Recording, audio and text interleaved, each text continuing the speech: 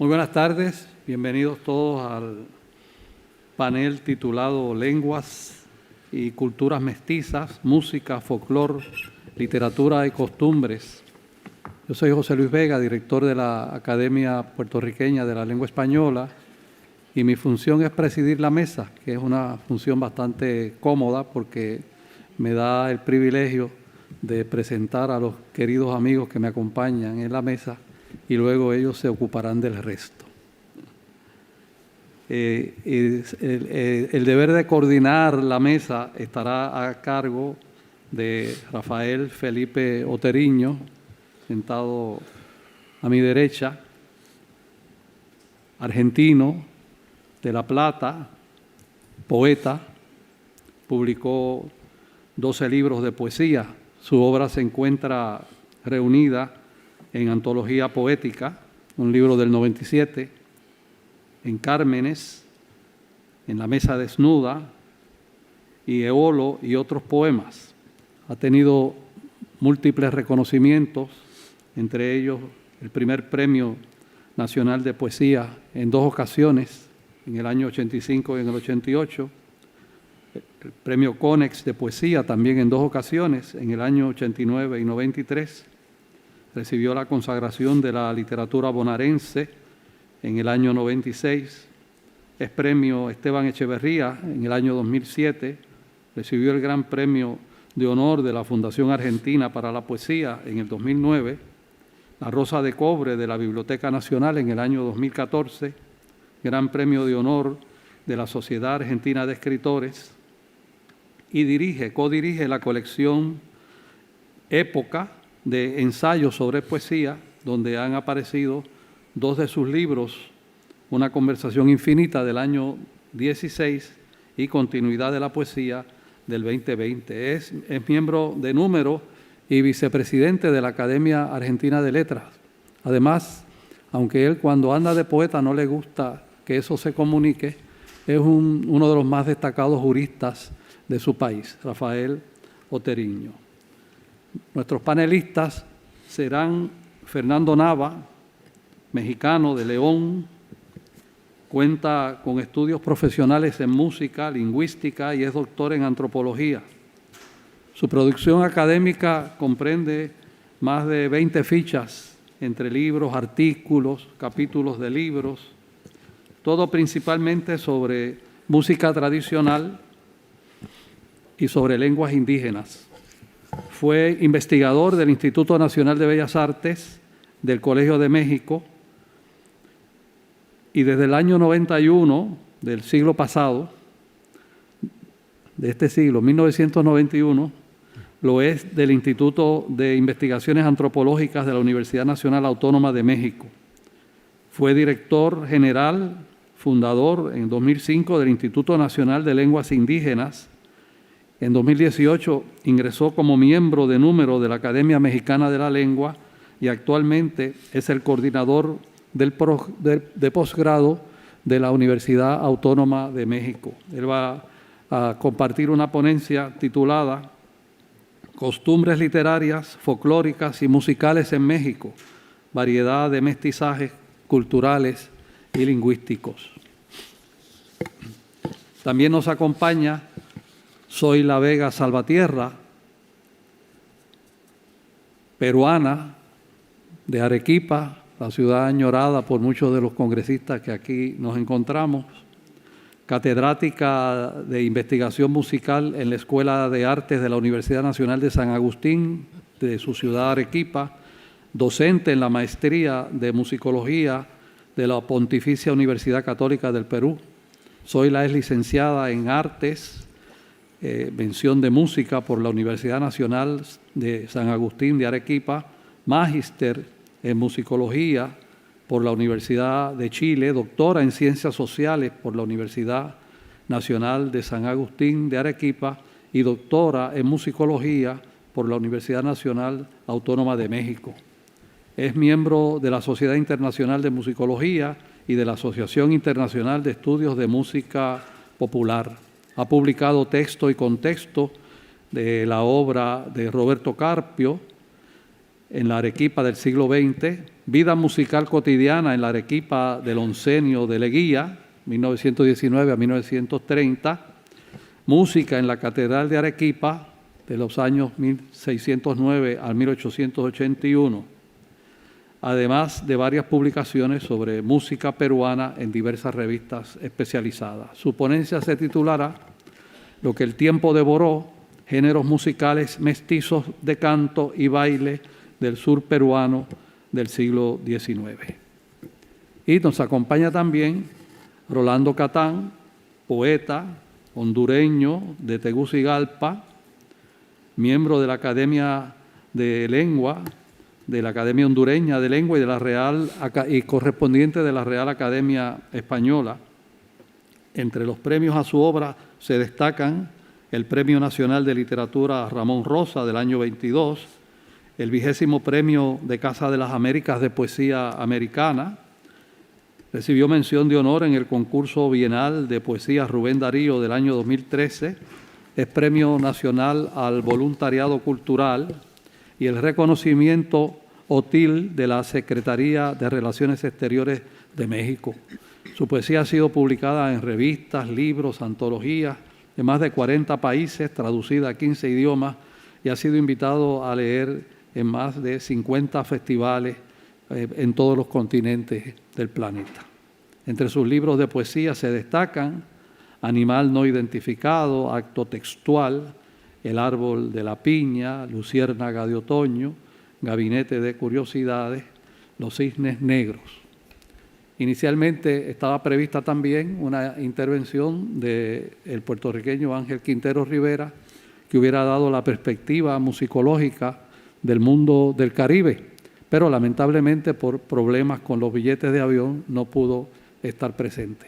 De modo que no tengo duda de que la participación de los compañeros ha de suplir con creces la ausencia de esa dimensión cultural del mundo caribeño. Dejo con ustedes a don Rafael Oteriño.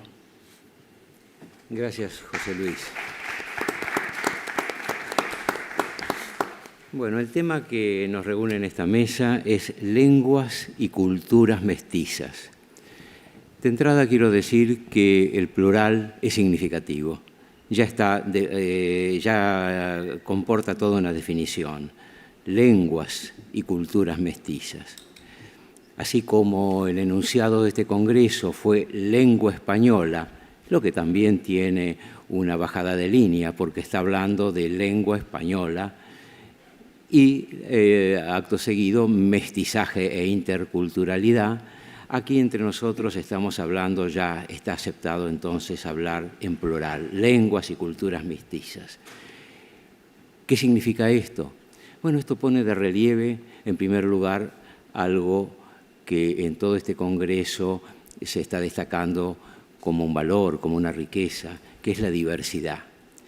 Y la diversidad abre las puertas a algo ya como acto puntual, que es la interculturalidad, o sea, esa diversidad puesta en contacto, abierta y puesta en vínculo, que produce y cultura, pero es una cultura que supone un encuentro de diversidades.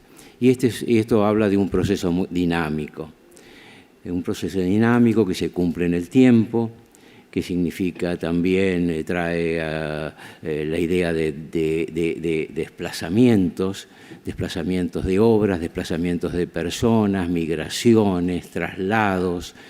El comercio también produce estos encuentros y, por supuesto, algo que es muy de nuestro tiempo, que es los medios públicos, o sea, las redes, la TV y esta comunicación tan fértil que tenemos a diario. Pero ¿qué es lo que hace? Y une lo diverso, vincula, pone en contacto lo diverso. En algunos casos lo une, en otros casos lo deja en un proceso de maduración. ¿Para qué? Para ver si se crea un nuevo ente, un nuevo ser, una nueva situación cultural. Lo cierto es que entonces este tema, esta cuestión que nos reúne, revalida un hecho, el mestizaje. y destaca un valor, la interculturalidad. La interculturalidad es un valor, así como lo otro, el mestizaje, no es más que un algo, en primer lugar, es fáctico, ocurre. Estas expresiones, sobre todo la de mestizaje, han tenido una larga connotación semántica, desde lo que puede ser simplemente el simple fundido de diversidades, y que esto tiene un tono átono, neutro, no abre juicio, se lo señala como simple fundido de diversidades. Pero también frente a esto aparece un sentido más peyorativo, un sentido negativo, que es el de quiebra del orden natural frente a la hegemonía de lo puro y lo noble. Esto, por suerte, ha quedado atrás, pero existió, está ahí nomás, antes de ayer estaba. Y como resultante, y en un sentido positivo, de estas dos expresiones, tenemos algo que ya es casi metafórico. Yo como argentino, nacido, que comencé la escolaridad en la década del 50, recuerdo que se repetía siempre en los actos escolares la palabra argentina crisol de razas. Y esta palabra crisol, que es tan gráfica, porque no es más que la unión de lo heterogéneo hasta convertirlo en homogéneo, desnuda un sentido positivo muy afín al de nuestra mesa. Hoy por hoy hay un término mucho más expresivo que lo señala, de origen griego, la expresión sincretismo, o sea, la idea de coalición, encuentro pero coalición, amalgama. ¿Para qué? ¿Para quedar en eso? No, para producir algo nuevo.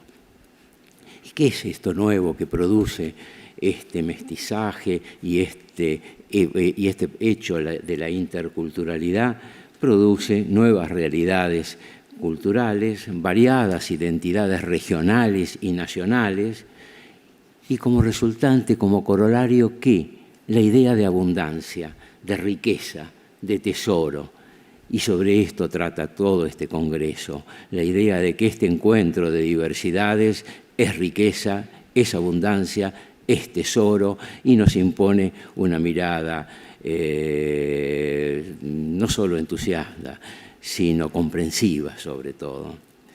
Yo quiero simplemente, ya para terminar esta pequeña apertura, señalar 3 ejemplos apenas, sin desarrollarlos.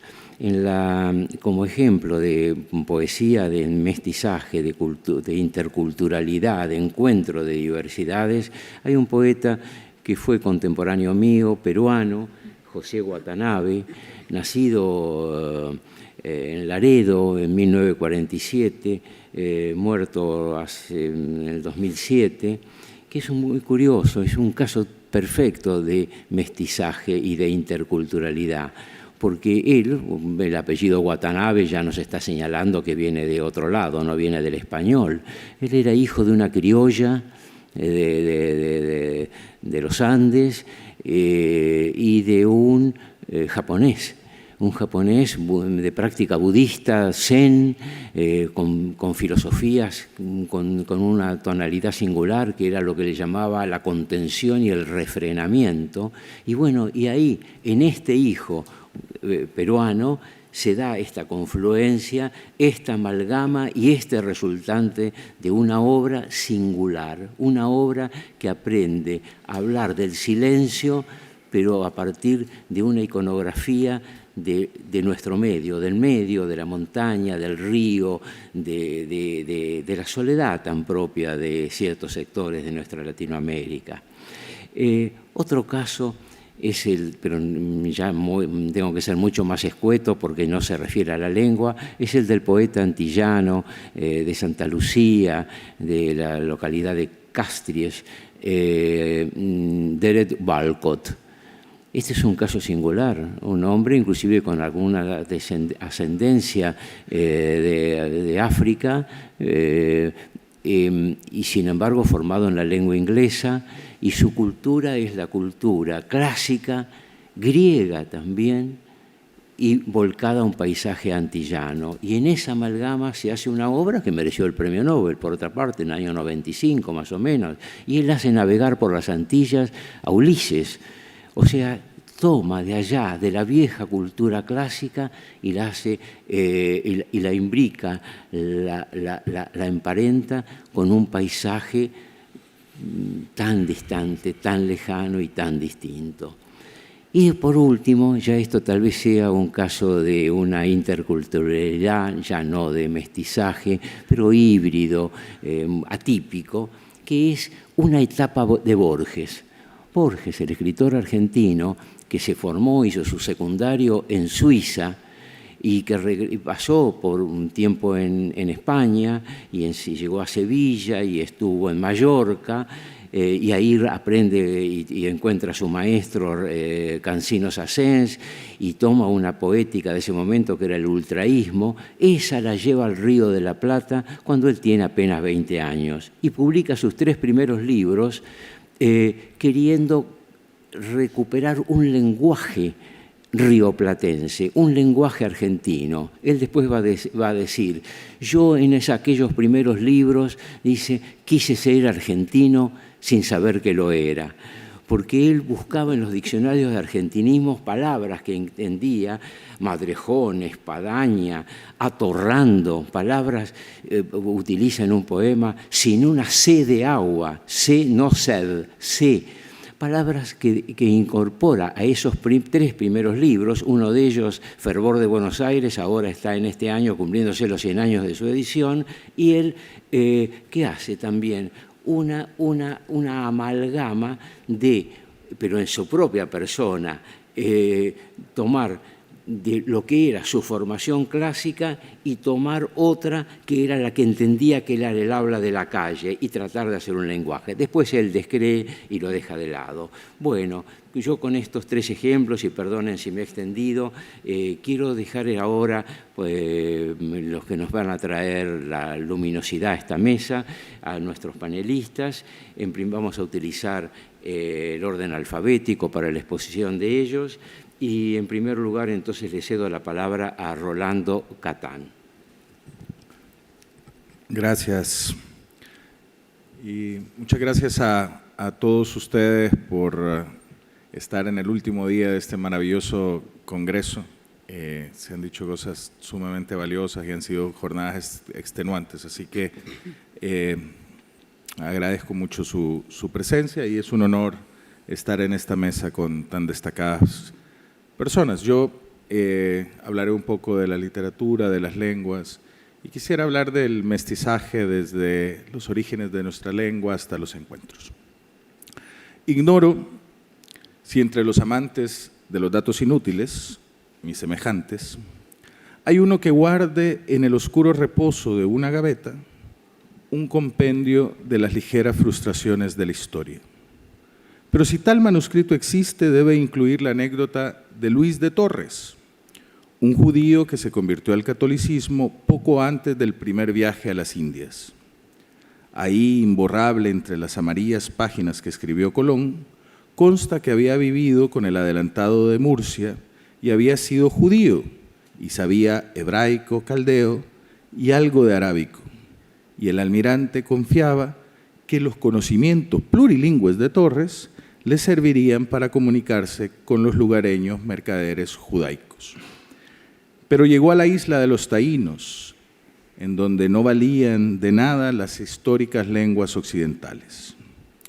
El políglota debió deshojar, como una margarita, el español, portugués, italiano, caldeo, hebreo, griego y hasta el tártaro, para reducirse finalmente al primigenio lenguaje de las señas y vestir el imaginario bombín de un mimo improvisado alrededor de 1495. Luego, el gramático sevillano Antonio de Nebrija publicó el diccionario Making Spanish in Latin Sermonem, y ahí, en ese diccionario, acuña la primera palabra oriunda del Caribe en el español: canoa, nave de un madero, monoxilum.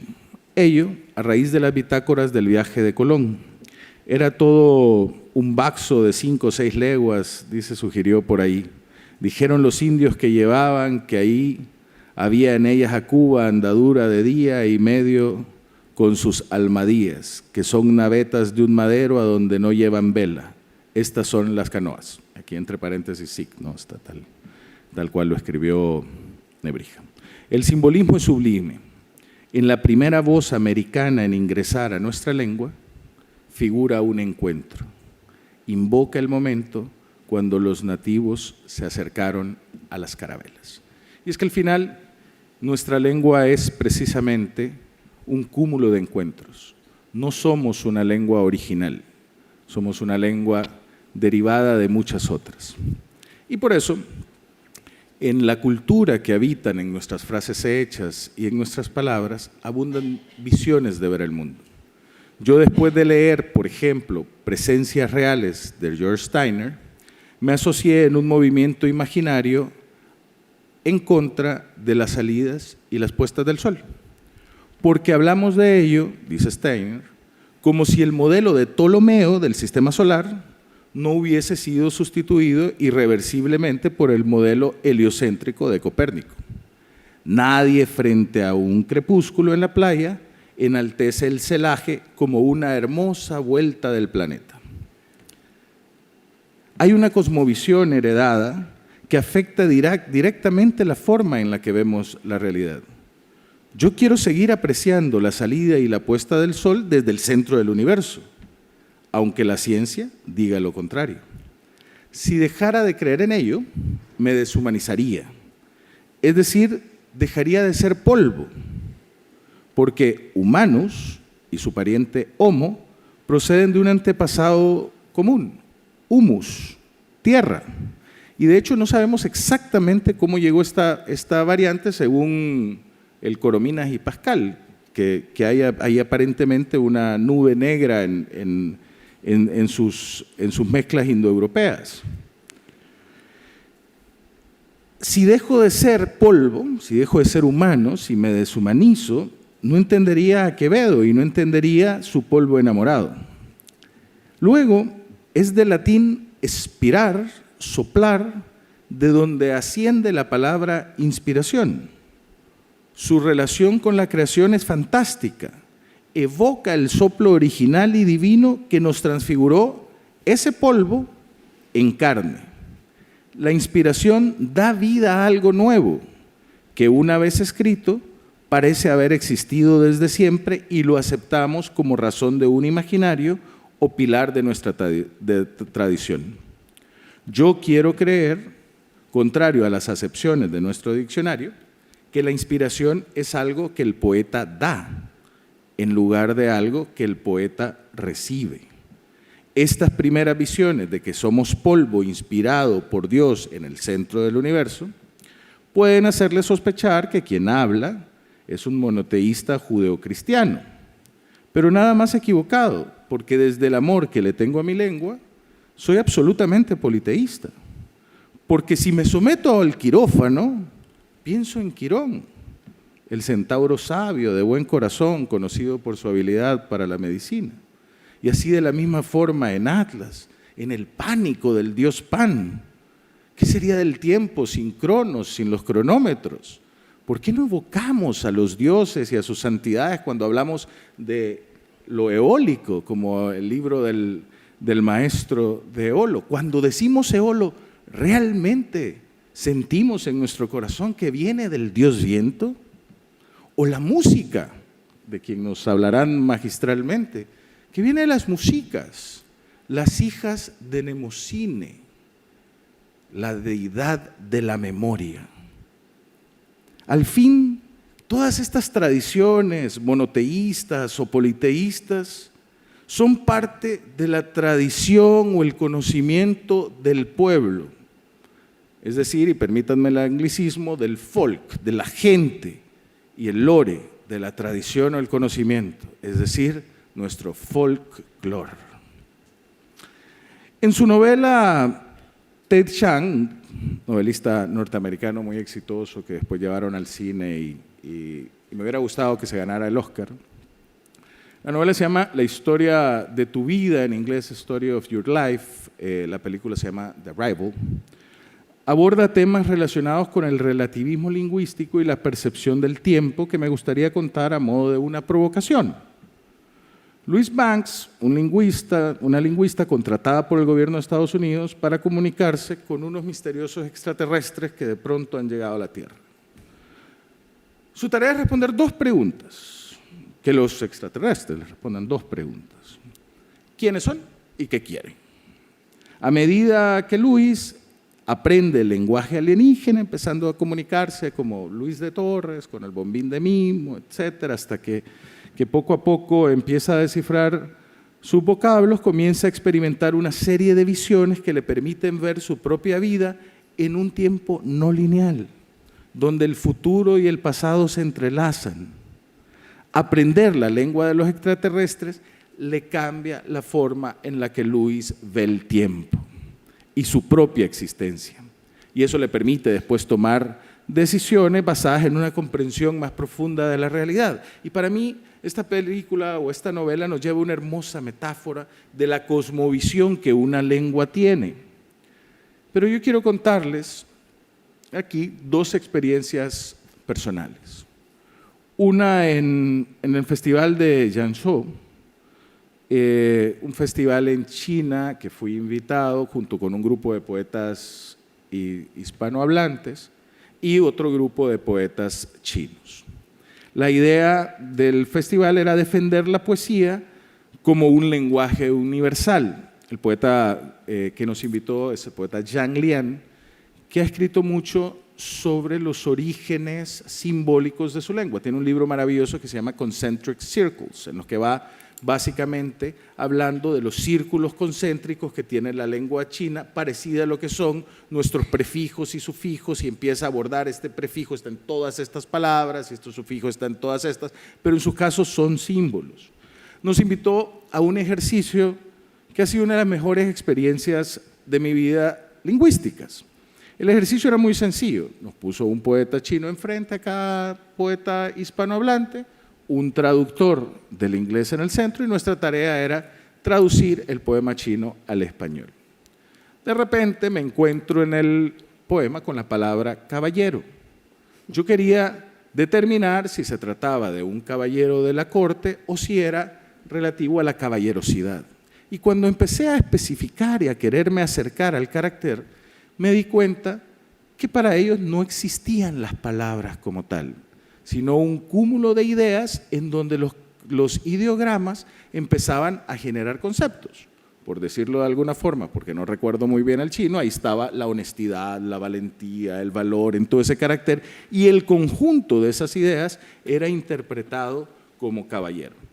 Esto se puede ver muy bien, por ejemplo, en otras palabras chinas. Bueno, lo vemos, ¿verdad? Hombre es un hombrecito, dos hombres son dos hombrecitos, lluvia son tres agüitas o en todos los lugares, y si le ponemos un paraguas a la lluvia, ya casi es el carácter chino o el ideograma chino del amor, ¿ya? Dos que caminan bajo la lluvia, que en un paraguas. O un caballo a punto de partir, enseguida, como una maravillosa portada de mi hermano poeta Víctor Rodríguez Núñez. Y hay un libro para entender los caracteres chinos en donde la portada es el carácter de la palabra moral y aparece caminar con el corazón como si 10 ojos te observaran. ¿Por qué fue una de las mejores experiencias de mi vida desde el punto lingüístico? Porque dije, los chinos cuando ven sus caracteres se van a los sentimientos primarios, a las metáforas culturales, y me llené de envidia. Y me llené de envidia no porque el español no tuviese esas hermosas metáforas, esos hermosos poemas en 3 sílabas. Me llené de envidia porque los hemos olvidado. Y para hacer ver que lo hemos olvidado, cuando alguien angloparlante dice lo sé by heart, es que lo sabe de memoria, pero cuando él dice by heart, de alguna forma su corazón recuerda. Pero cuando nuestros hispanohablantes dicen recordar, no sienten que es realmente su corazón el que está recordando, a pesar que recordar venga de re de nuevo y cordis corazón. He topado en el tiempo, pero básicamente quería después decir que a partir de eso yo quise que mi hijo menor, de 15 años, aprendiera latín para enseñarle y que descubriera todos los poemas que están adentro de nuestra lengua, a punta de etimologías. Y solo encontré un profesor de latín en Honduras. Uno solo, créanme que lo busqué hasta debajo de las piedras. Retirado, y hubo que irlo y convencer y hacerle un grupo, etc. Y dije, ¿a dónde va a parar la cultura, el folclore, la tradición que está dentro de nuestra lengua? Y concluyo diciendo que al final, pues las lenguas son cosmovisiones. Las expresiones de una lengua son las palabras, y esas palabras nos revelan la forma de sentir de los pueblos, sus creencias, sus músicas, su modo de ver la vida, su destino. La ausencia es una tragedia. Cada vez se enseña menos el griego, el náhuatl, el latín, las etimologías, y ya no se estudian tanto como deberían. En estos congresos siempre está lo exótico de hablar de las etimologías de las palabras, pero nuestro diccionario no debería de tener, junto a las acepciones y más allá del simple origen etimológico, contar también la mitología, la cultura, el folclore que está detrás del por qué viene de ahí. La cosmovisión de una lengua está en ese logos verdadero de su etimología. Y creo que estamos ante un gran desastre, una de esas palabras que hemos preferido en el castellano y en el español, porque desastre viene de des, no, astro, estrella, sin fortuna. Y miren qué cosa, en el occitano, de donde vienen esas palabras, existía benastre, la buena estrella, la buena fortuna, la buena suerte. Pero si la buscamos en el diccionario, la palabra benastre, pues como una vacía cantimplora en el Sahara, nos dirá la página que no está en el diccionario. Gracias.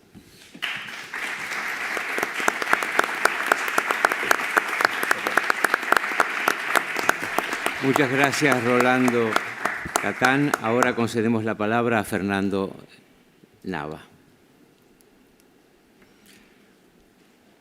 Yasuksun Guandapakama, Guandacuan, Kigurasanga, Paguanca Paguan, para Xunarin, Can, Dios me llame Shuhaman, Yamnichaka, Yoarin Hanam, Hinsun, Ka Zip Himbot, Guandapasungaksun.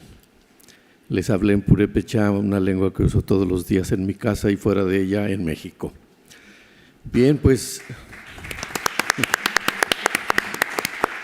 gracias. Agradezco todo el espacio, y bueno, correré porque pues así están estos ritmos.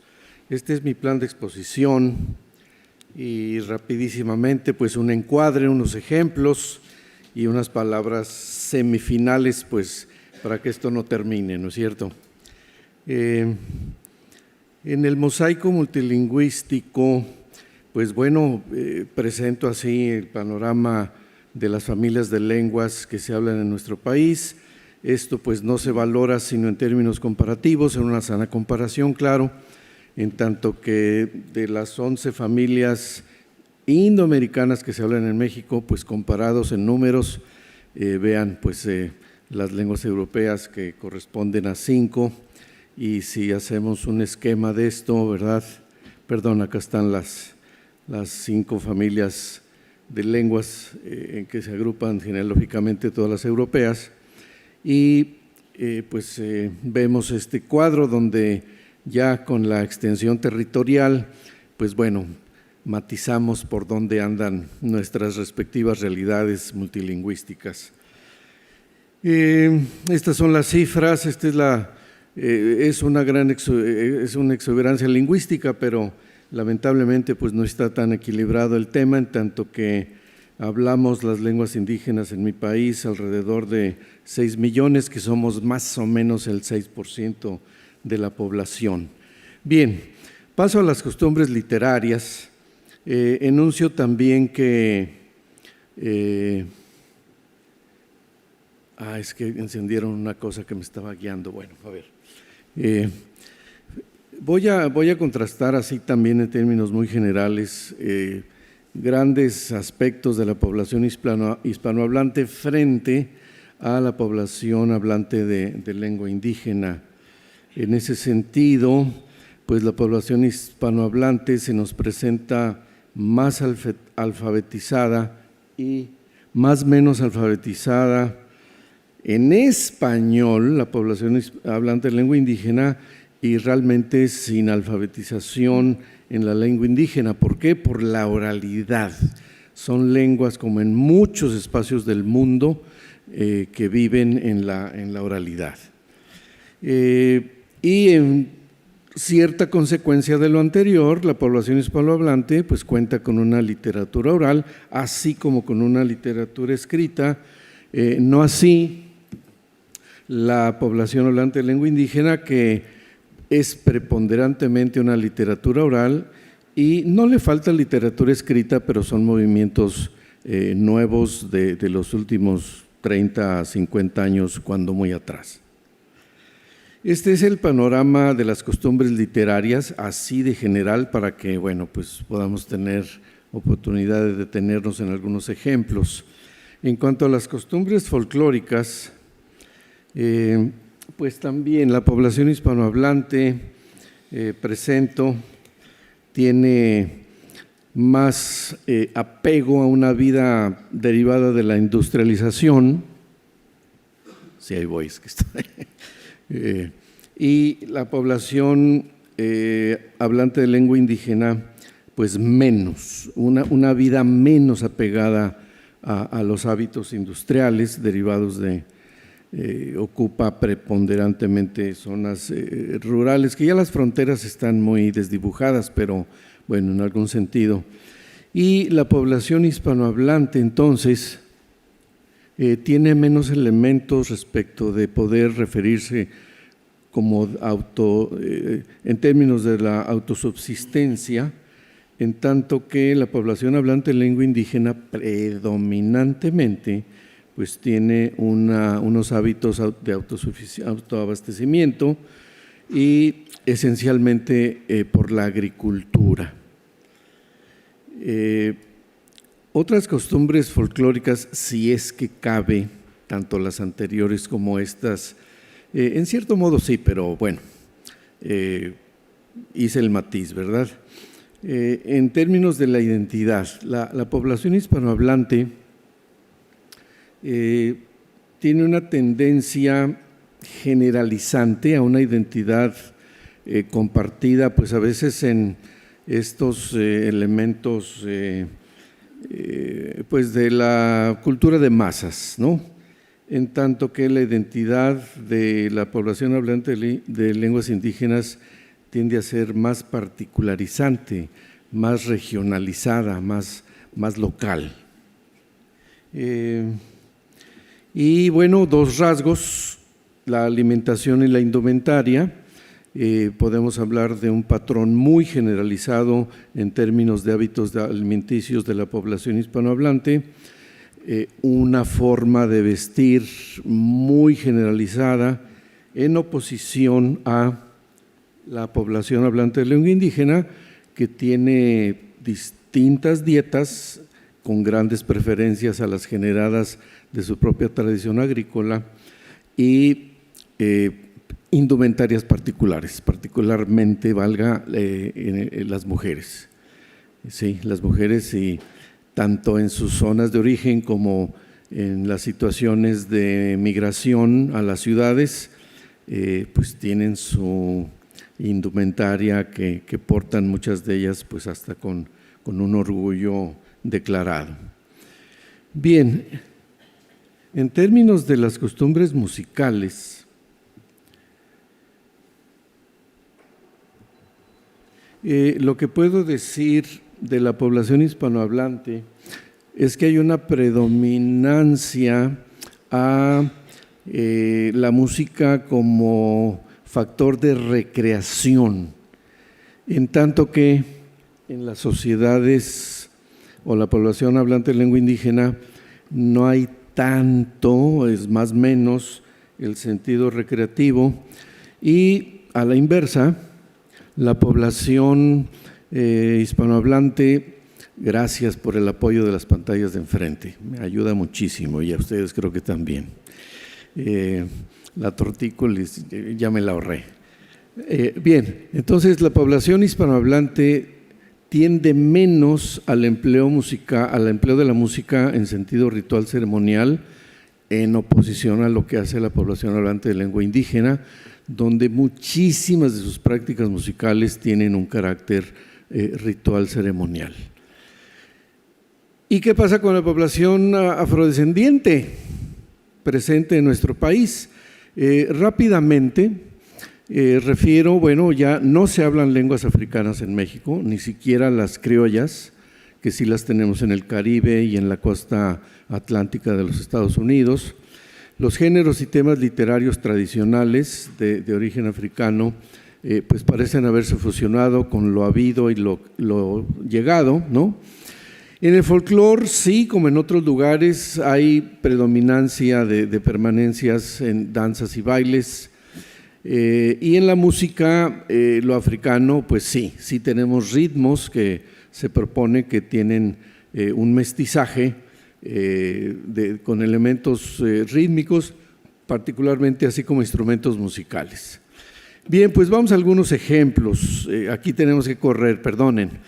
Costumbres folclóricas, bueno, todos ustedes, por supuesto, el chocolate, el aguacate, el jitomate, muy buen jitomate nos desayunamos hoy allá en el tequila, ahí está una fotografía del mariachi, ¿verdad? Bueno, pues esto ha llegado a tanto, ¿verdad? Ustedes podrán ver este cuadro con las palabras correspondientes en las ortografías correspondientes al coreano, al japonés, al bengalí, de estos 5 elementos del folclore, de la cocina, de la música.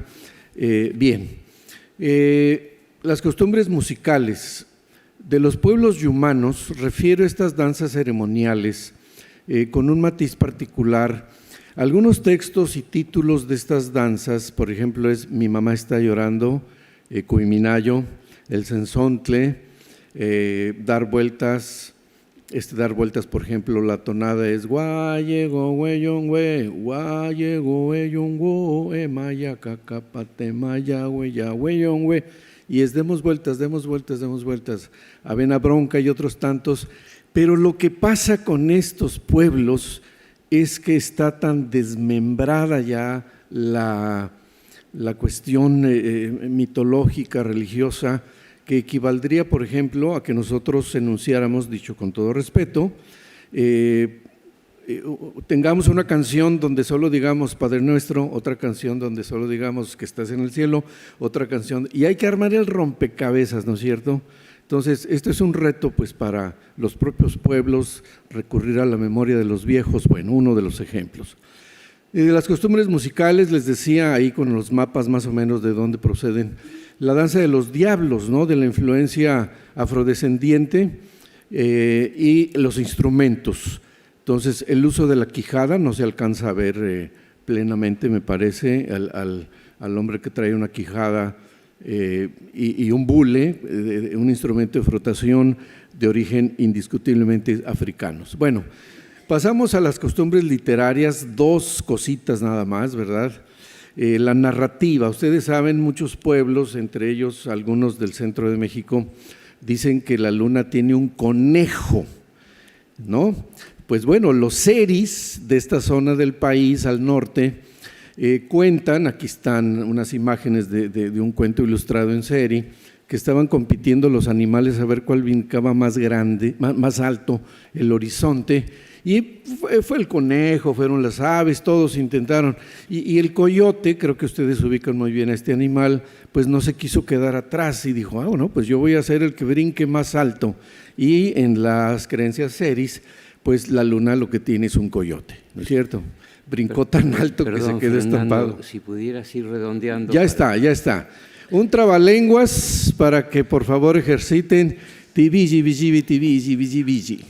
El sapo se asustó con una semilla de pitaya seca. Aquí está la traducción palabra por palabra. Y bueno, 2 cuestiones para terminar. El padre Ángel María Garibay hace unos años, 4 siglos de mexicanidad hacen que ni haya adoración del hispanismo ni idolatría de lo indígena, una unidad vital que hay en mi sangre y una unidad vital que hay en mi desmedrada cultura. Y apelo, tienen ustedes la imagen de la Academia Mexicana de la Lengua, que a su vez emula a la Academia, la Real Academia Española, estas misiones de limpiar, fijar y dar esplendor. Los invito a que meditemos en esta glosa que hizo el doctor Mario Chávez Pion. Siempre es necesaria una institución que limpia los prejuicios, fija la equidad y los derechos lingüísticos y da esplendor a nuestra diversidad. Muchas gracias.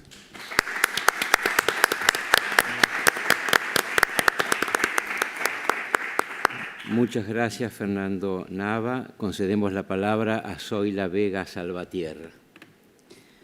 Pues muchísimas gracias. Un saludo a todos los que comparten la mesa, a quienes nos acompañan aquí esta mañana y a quienes nos siguen en la transmisión en vivo. Voy a hablar yo de una serie de danzas que fueron muy populares en el virreinato peruano a finales del 18 y comienzos del 19. Corresponden a lo que hoy llamaríamos un verdadero hit comercial. Todo el mundo las cantaba, todo el mundo las bailaba, y como eran tan conocidas, a nadie se le ocurrió escribirlas. Y en una época en que la oralidad era fundamental para transmitir los contenidos sonoros, el no escribirlas, no existía grabación, pues condenaba a estas danzas, estos bailes, estas canciones a una segura desaparición.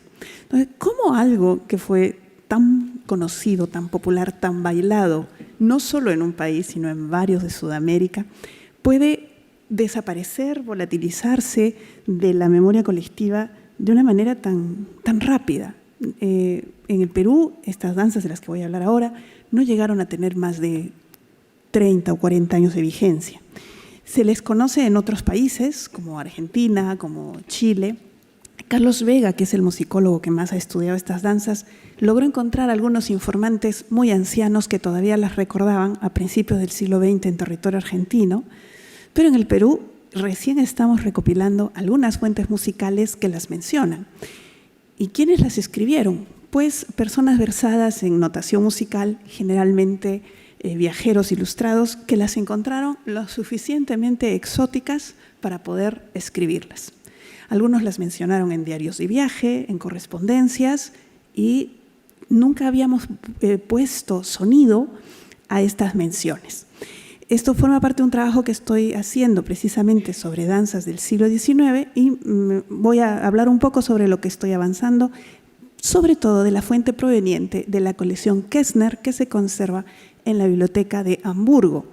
Un tío y le legó a un sobrino, ambos estudiosos alemanes, una colección de casi 3.000 canciones entre españolas y latinoamericanas del siglo XIX, y en el tomo 3 se consignan varias danzas de procedencia peruana cerca, más o menos, entre 1820 y 1840. ¿Qué les digo como musicóloga? Eso ya es una bendición. Que alguien se haya tomado el trabajo de escribirlo significa oro en polvo para nosotros. De lo contrario, hablaríamos de estas cosas al seco, ¿no? En silencio. Pues bien, estas danzas, primero llamadas de la tierra, fueron un conjunto de bailes, de canciones que se popularizaron en las ciudades sudamericanas, específicamente en el Perú, y luego pasaron a Chile, Argentina y Bolivia, a través del uso de canciones que marcaran una diferencia con lo que se bailaba y se cantaba en España. Es la época en que las élites criollas y mestizas desean establecer una identidad propia y por lo tanto diferente de la que se tenía en España, y decían, vamos a marcar una diferencia muy clara con los españoles y vamos a bailar lo nuestro. Lo curioso es que todos estos bailes tienen una gran raigambre española, indígena y afrodescendiente, y provienen también de danzas consideradas cortesanas, como por ejemplo el minué. El minué había caído en desuso en Europa poco después de la Revolución Francesa, se le tenía como un símbolo versallesco, monárquico, pero en el mundo hispano el minué se siguió bailando como baile elegante hasta muy entrado el siglo XIX. En el Perú siguió danzándose en la década de 1840, 50, y en Argentina perduró hasta 1880. No sé cómo es en España, pero por ejemplo en el Perú actualmente, para abrir un matrimonio o una danza, una fiesta de 15 años, se baila un baile serio, que es el vals vienés, ¿no? Y se ensaya y se toman lecciones coreográficas para poder bailarlo. Y luego ya entramos con la cumbia, la chicha, la salsa, el rock, pero el vals primero va por delante. Pues en estas épocas sucedía exactamente lo mismo con el minué. En toda danza, el minué abría el baile y luego ya uno podía dedicarse a la guarada y al zapateo y a la indecencia, como se decía en esa época, y se ponían en escena estos bailes de la tierra. Pero a veces se combinaban. Entonces yo quisiera precisamente hablar de 3 de estos bailes que son los más difundidos. El primero es el cuando. El cuando llegó muy lejos. Los militares de las expediciones libertadores del norte y del sur lo llevaron a todas partes, pero tiene su origen en el Perú y es una combinación de minué serio, decente, ¿no? Cortés, con baile de chicoteo o picaresco, donde se empieza a bailar con pañuelo, donde las parejas se coquetean de una manera muy abierta y a veces muy bochornosa también. Las letras de estas canciones versaban sobre ¿cuándo vas a hacerme caso? ¿Cuándo me vas a decir que sí? ¿No? Como tienen ustedes algunas estrofas en la diapositiva. Y hacían alusión a costumbres muy de la época, como por ejemplo, ¿cuándo llegará ese día, que será por la mañana, que nos traigan a los dos el chocolate a la cama? Era una costumbre criolla que a los recién casados, la madrina de bodas, en la mañana al día siguiente del matrimonio, les trajera el chocolate a la cama como agasajo especial. Creo que deberíamos escuchar un poco, porque la música se escucha. Me van a disculpar si los ejemplos suenan un poco sintéticos, porque recién estamos con estos materiales trabajando, no los hemos grabado en vivo y los sonidos son en MIDI, así que me disculpo si suena plástico. ¿Podemos activar, por favor, el audio de la diapositiva para escuchar un ejemplo de cuando?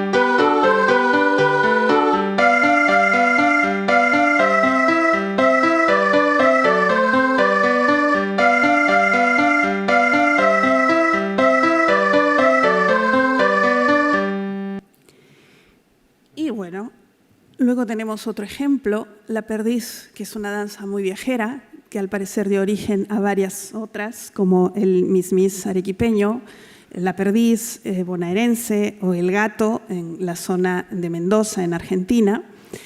Esta es una danza que bailaban tanto élites criollas como poblaciones urbanas en chinganas, en fiestas populares, en chicherías. Es decir, eran danzas transversales socialmente, que todo el mundo las consumía y la verdad sin ningún tipo de pudor, porque las sentían originales. La perdiz tiene una expresión muy particular que es precisamente mismis, es una palabra hoy en desuso para llamar a los gatos, así como le decimos michi michi, antes le decían mismis. Es una danza que también se ha documentado mucho en Argentina a comienzos del siglo XX, pero que en el Perú también finalmente desapareció.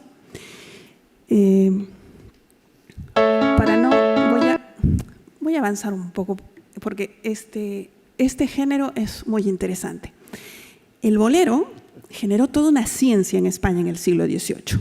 Se escribían tratados de bolerología y de crotología para enseñar a los danzantes a utilizar las castañuelas. Llegó al teatro y de la mano de la tonadilla escénica partió a los escenarios americanos, tuvo un enorme éxito, constantemente se programaban boleras gitanas, boleras gaditanas, boleras sevillanas como fin de fiesta de las funciones teatrales, y luego pasó a los salones donde se le cultivó asiduamente.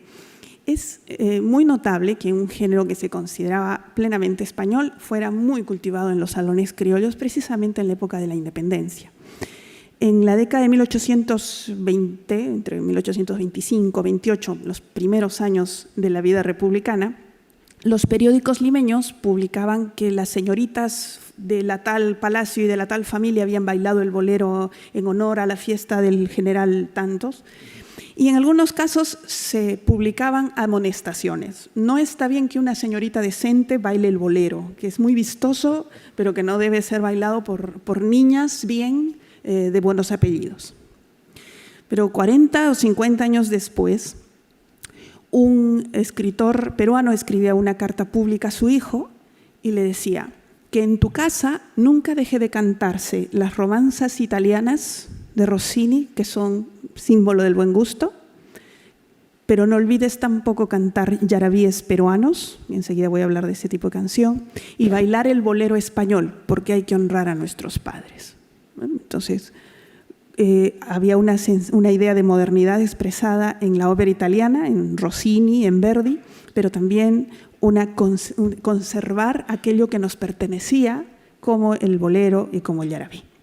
El yarabí es una canción indígena, se le atribuye que procede íntegramente de la cultura indígena. Esto es muy discutible, en realidad es una canción mestiza que ha asumido valores identitarios, no solo en Perú, sino también en Ecuador, en Colombia, Chile, Bolivia y Argentina, incluso asumiendo diversos nombres. Tiene unas modalidades melódicas muy particulares y actualmente se le considera la canción símbolo de regiones como mi ciudad, como Arequipa. Entonces, no es raro encontrar unas combinaciones muy extrañas, como por ejemplo este bolero de los delirios que se encontró en dos fuentes de mi ciudad, de Arequipa, que es un auténtico bolero español más o menos de la época finales del siglo XIX, cerca de 1899, ¿sí? Pero que tiene una melodía de yarabí. Entonces, es en realidad un bolero andino, está escrito para piano, no tiene letra, pero la melodía es muy yarabisca. Vamos a escucharlo, a ver si puedo.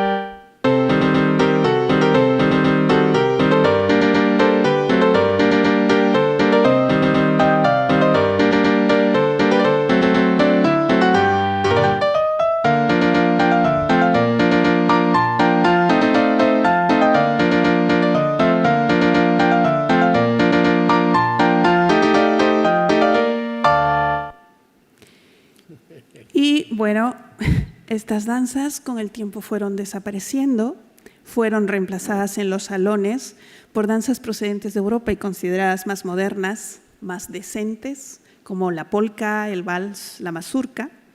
Fueron lentamente relegadas a espacios populares, donde también fueron sustituidas por versiones más modernas que todavía se cultivan en la costa del Pacífico, como la marinera, el tondero. Incluso la marinera o zamacueca ha generado toda una extraordinaria diversidad en el Perú. Cada región baila su propia versión. Hubo una tendencia a adecentar las danzas. Se produjeron versiones descafeinadas para bailar en los salones, como el que muestra la diapositiva de este lado. Es una marinera decente, y una marinera más borrascosa o zamacuecas borrascosas que se bailaban en las pulperías y las chicherías de las ciudades. Y finalmente les diré que nunca hubo una estampa estática. También la mazurca, la polka y el vals dieron origen a versiones muy locales. Hoy estas danzas ya no suenan. Quizás algún coreógrafo histórico ha tratado de reconstruirlas, pero ya no están. Pero estuvieron y significaron mucho para peruanos, chilenos y argentinos de hace casi 200 años. Pues eso es todo lo que tengo que decir. Muchas gracias por escucharme.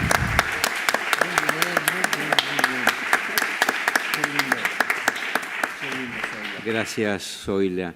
Si alguno de los presentes o alguno de los panelistas tiene alguna pregunta que hacer, tenemos unos cortos minutos para ocuparnos de ello. Sí.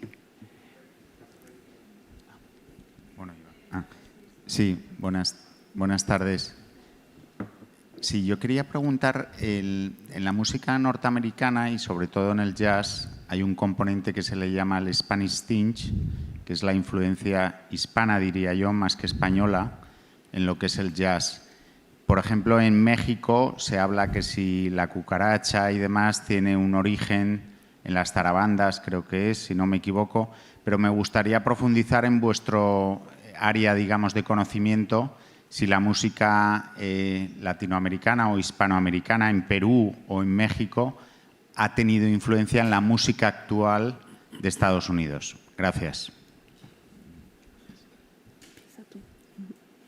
Bueno, posiblemente en algunos casos hay que pensarlo al revés, es decir, música de origen latino o presente en lo que hoy son los espacios latinoamericanos, porque población latina, tenemos todavía canarios en Florida. Entonces, en algunos casos, digo, ¿verdad? Tal parece que es de estos gérmenes hispano, indígena, afros, que a la población anglo, con todos los matices y los bisagras del tiempo, nutrió a la población estadounidense emergente, y posteriormente sí tenemos el efecto de reversa, pero este efecto de reversa es del siglo XX y todos los otros siglos anteriores creo que el flujo fue en el otro sentido en términos muy generales, claro. A mí me gustaría añadir que hay una influencia notoria y creo que poco estudiada en la zona de Luisiana, que es la zona que da origen al jazz al género en la primera década del siglo XX, ¿verdad? Hay una influencia de cultura hispana poco estudiada, porque el Golfo de México, en la zona de Luisiana, encuentra como una especie de embudo que se dirige hacia Orleans, hacia Nueva Orleans.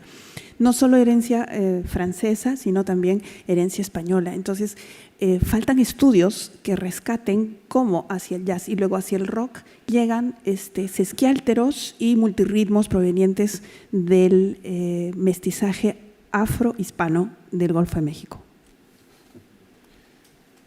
Acá había.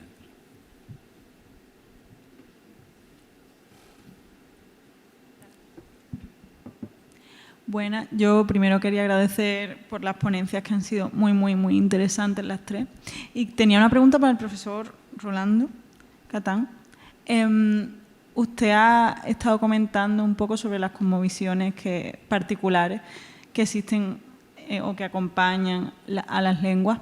Y yo quería pedirle así una cosa un poco abstracta, y es que ha puesto el ejemplo del chino, creo que ha sido, y un poco cuál es la visión que las personas tienen a partir del uso de esa lengua. Y quisiera pedirle que, porque me hubiera gustado escuchar mucho más al respecto, si pudiera poner un ejemplo de otra lengua que a usted le interese y de la que podamos extraer una cosmovisión también especial. Es que en realidad cuando una lengua es más cercana a la creación original, la lengua se llena de metáforas. Por ejemplo, puso el aguacate. El aguacate es una voz náhuatl que significa testículos, ¿ya? Porque parecen testículos. Y son nuestras lenguas, por ejemplo, si quiero hablar de una voz en Honduras, en mi tierra, nosotros tenemos un frijol en el área lenca, que es un frijol muy grande, de diferentes colores y lo pueden buscar, chinapopo, ¿ya? Entonces, el chinapopo es el frijol grande, pero muy pocas personas, pero los que se acercan a comer el chinapopo, no escuchan frijol grande cuando se lo están comiendo. Entonces, nuestra lengua en general, toda, a mí me gusta hacer una broma. ¿Cuál es la diferencia entre nostalgia y melancolía? O sea, si estás nostálgico o melancolía. Bueno, una neuralgia es un dolor de cabeza. Algia es dolor. Entonces, nostos es regreso. Nostalgia es el regreso del dolor. La melancolía es la miel, el melos bílico de la tristeza. Entonces, una tristeza más dulce, ¿no? El trilce de Vallejo. Entonces, en la medida que nos acercamos al griego, al latín, al occitano, al ruso, etcétera, todas están llenas, incluso el inglés, todas están llenas, tanto las frases hechas, que tienen visiones, como las palabras. Y yo creo que ahí de eso son las aproximaciones. Atrás de usted. Ya. Bueno, yo también quería darle las gracias, por supuesto, a las personas que están ahí y en especial quería agradecerle a la doctora Zoila por la investigación que está haciendo musicalmente, porque es algo, las transmisiones orales se pierden. O sea, tenemos muchísima música perdida, ¿no? Como consecuencia de la transmisión oral, con toda la riqueza que conlleva a su vez la transmisión oral, ¿no? Pero quería hacer una pregunta en concreto sobre la influencia de la música africana, porque, bueno, por circunstancias de la vida, yo he estado viviendo en Centroamérica durante años y hay una parte muy importante de todos aquellos esclavos que vinieron, sobre todo de la parte caribeña de Guatemala, de Panamá, que es África. Y sin embargo, bueno, veo lógico, por el dominio, ¿no? Entre comillas, dominio, y no, tampoco voy a parar pero bueno, creo que nos entendemos, ¿no? En la música folclórica de la que usted habla de la que creo que investiga, habla de un dominio de la música española, ¿no? O de la música europea incluso, ¿no? Habla de minuet, habla de... Sin embargo, no hay origen, no hay en esa música, eso es lo que quería, en esa música tradicional que se está rescatando, ¿hay orígenes también? ¿Hay mezcla, hay mestizaje de música africana? Gracias. Sí, definitivamente que sí. Ahora, el gran problema es que esta música, en mi país, la música criolla, que es la que agrupa a Mozamá, las marineras, mucho tiempo se entendió como criolla lo que también era afrodescendiente. Es increíble, es una peculiaridad que tiene Perú, que recién en los años 60 lo afroperuano se separó de lo criollo. Entonces, cuando se empezó a investigar estas danzas de la tierra, está implícita la herencia afrodescendiente en ellas. Cuando no lo es, o sea, hay que reconocer una vertiente afrodescendiente. ¿Cómo la describimos? Musicalmente, ¿cómo describimos esa herencia? En eso estamos. Porque hasta ahora, por ejemplo, las corrientes de estudios afroperuanos musicales se han remontado hasta la Zamacueca, porque no había fuentes. Esto que estoy presentando aquí es lo último que hemos obtenido, pero no lo podemos desglosar. Quizás no lo dije en la ponencia, me disculpo por eso, pero hay que reconocerlo. O sea, sí hay bailes afrodescendientes en esto y hay una gran influencia. Ahora, exactamente cómo ocurre, de dónde proviene, eso es todavía más difícil de explicar y eso ya nos confronta con el problema de las fuentes, que lo que estamos viendo es lo que un viajero alemán transcribió y hay que agradecérselo, pero que quizás no es exactamente lo que sonaba y ahí tenemos otro problema. Bienvenidos a mi vida, que no es nada divertida, pero gracias por su pregunta. Bueno, habría tiempo para una pregunta última más. De lo contrario, damos por terminada la mesa. Felipe, yo quiero recomendar en esta última pregunta, consulten obras del doctor Rolando Pérez Fernández. Él es un musicólogo cubano y ha trabajado, tiene 2 textos fundamentales para explicar qué le pasó a los ritmos y a la música africana en América en general y otro libro que es para el caso de México, donde él profundizó sus investigaciones. Repito, Rolando Pérez Fernández. Les recomiendo publicaciones de este profesor. Muchas gracias. Terminamos el acto.